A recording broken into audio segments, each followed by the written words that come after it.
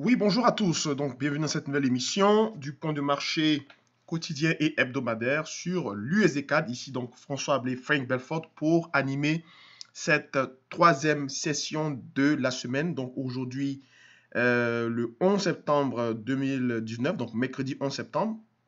Bon, pour le petit rappel de l'histoire, c'est donc le triste anniversaire des attentats qui ont eu lieu en septembre 2001, je crois. Donc, je crois qu'aux États-Unis, c'est une sorte de Memorial Day.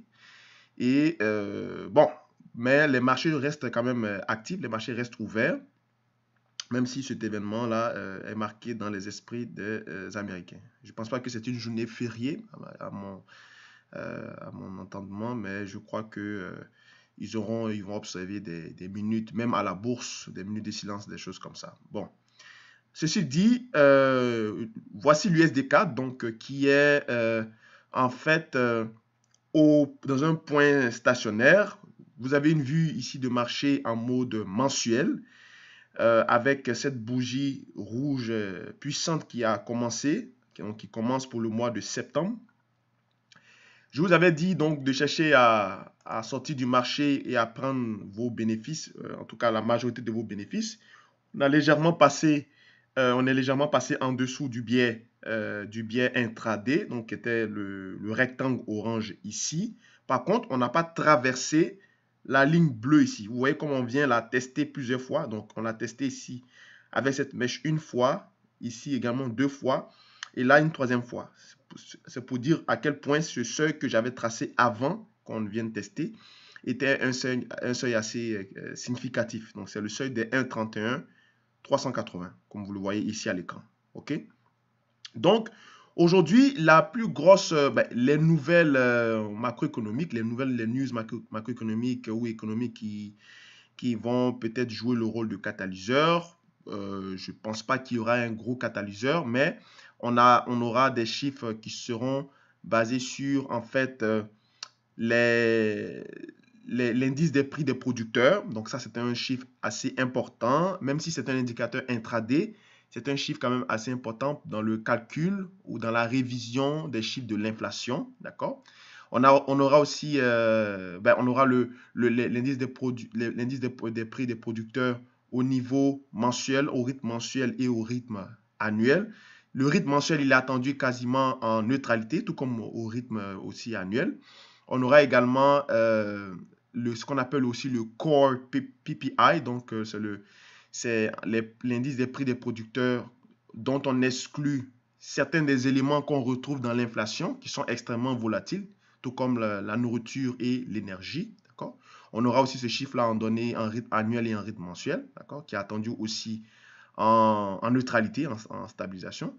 Et on aura également l'inventaire, d'accord, les fameux inventaires hebdomadaires des stocks bruts du pétrole, d'accord. Si on peut jeter aussi un coup d'œil pour voir, qui était précédemment de moins 4 millions et quelques, et il est attendu à une progression de moins 2 millions, d'accord.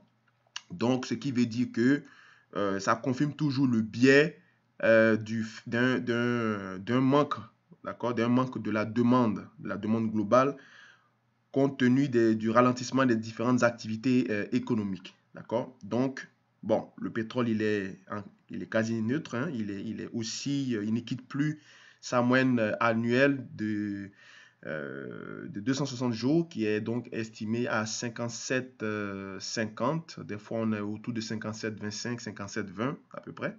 Mais voilà, on est à peu près à ce niveau-là, à 1,75 $ sous près. Bon, donc au niveau de l'USD CAD, il s'agit en fait d'une pause. Comme je vous avais dit, il y aura une sorte de longue latéralisation, juste que je retrouve mon graphique de USD CAD, voilà. Donc, une sorte d'oscillation, de latéralisation autour de ces seuils-là. Donc, c'est un range quand même qui est assez traite, hein, un range de environ 100 pips. Et je ne recommande pas de trader. Quand en plus les ranges sont larges, plus ils sont difficiles à transiger. Ça, c'est la base de l'analyse technique.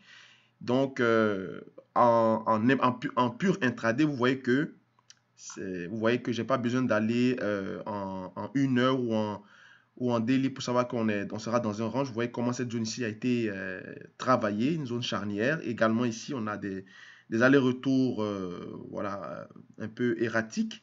Donc, pour se positionner dans cette zone ici, même en scalping, c'est un peu problématique, d'accord? Toutefois, si vous avez des stratégies de scalping bien adaptées à ce type de marché, serait très bien. Mais moi, je ne suis pas scalper à la base, je suis donc day trader ou intraday trader. Donc, ce type de configuration ne me sied pas. Voilà pourquoi je me suis réservé, je me suis donné le droit de vous abstenir de travailler dans ce type de configuration parce que on peut avoir des structures en sorte d'ouverture, d'accord, donc d'élargissement. Et puis on peut avoir aussi des structures en termes de vraiment de contraction, mais ça reste toujours dans l'espace qu'on a défini, c'est-à-dire l'espace entre les 1,32 300 et les 1,31 380. Donc c'est un peu compliqué à travailler, même si à un coup d'œil, on voit très bien qu'on évolue dans un canal quand même assez étroit hein, en intraday. Si vous avez fait attention à ça, donc je vais juste le dessiner ici, voilà. Vous voyez qu'on est dans un canal assez étroit. À chaque fois, on va venir taper le seuil ici, le niveau hebdomadaire, donc qui symbolise en fait le biais technique hebdomadaire. Donc, tant qu'on est en dessous de ce biais, on est d'obédience baissière. Mais à tout moment, on peut le réintégrer parce que vous voyez comment il est très mince. Il est très très serré, donc le casser, le réintégrer ne sera pas vraiment un problème. Par contre, ce seuil ici, si vous voulez peut-être être prudent pour chercher à payer les points bas ici, aux alentours des 1,31 380, allez viser quelque chose de 10-15 pips en scalping et ressorti. Ce serait un peu aussi judicieux comme stratégie. Mais bon, ça c'est les scalpers qui peuvent déterminer un peu quels sont les niveaux d'intervention. Moi, en tant qu'un day trader, je n'ai pas vraiment à ce niveau-là à établir des stratégies. Donc, dans tous les cas, c'est un plat, calme complet, en attendant aussi la BCE demain, d'accord, donc les rendez-vous de la BCE, pour avoir donc une impulsion venant du dollar, donc c'est pas pur effet mécanique, hein, lorsque l'euro est donc sous pression, le dollar réagit en conséquence, d'accord. Et on verra donc si ce type de scénario, d'accord, qu'on appelle les corrélations intra-marché, parce qu'on est sur toujours le marché du Forex, vous comprenez. Si c'était les corrélations intermarché, ça veut dire que c'est d'une catégorie d'actifs à une autre. Donc ici, il s'agit bien de corrélations intramarché.